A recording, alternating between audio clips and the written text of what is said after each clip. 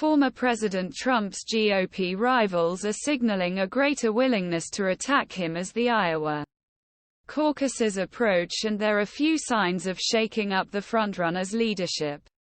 Ron DeSantis was among those who gave the former president pass during Wednesday night's debate. It was a notable shift from candidate who has generally been wary of alienating Trump's loyal base.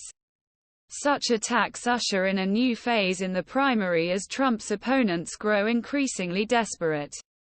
With just a few months left before early voting begins, it's getting late. And if your campaign is going to take action, now is the time, said Republican strategist Nicole Schlinger.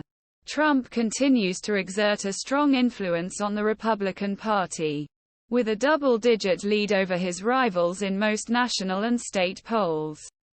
For this reason, many GOP presidential candidates have been reluctant to attack him, worried about alienating the crucial base.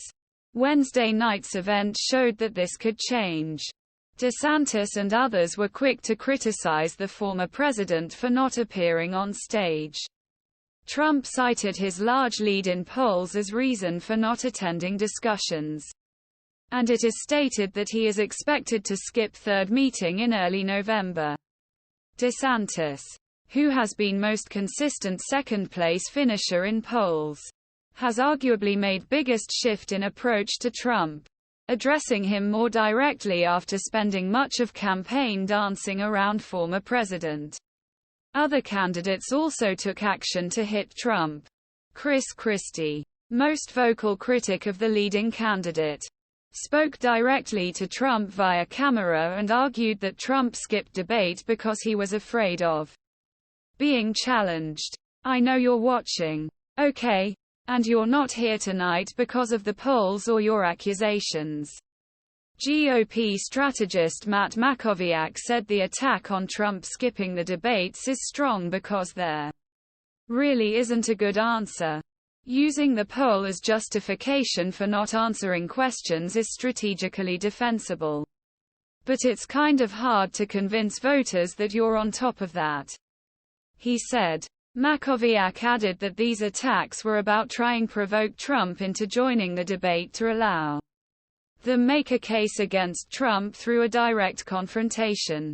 He said a sustained attack would be necessary for the criticism to stick, but that could be important in states with early voting if the Republican National Committee holds future debates in states like Iowa. Leading candidates had disappointing performances after skipping a debate in the early states. Former President Reagan 1980 and Trump 2016 lost Iowa caucuses after skipping debates Hawkeye State, while former President George W. Bush suffered a loss New Hampshire 2000 by entering debates late. Schlinger, whose headquarters is in Iowa, emphasized that candidates will benefit from being on ground in the first states during this period of race and sharing their messages directly with voters. He said time is running out for candidates to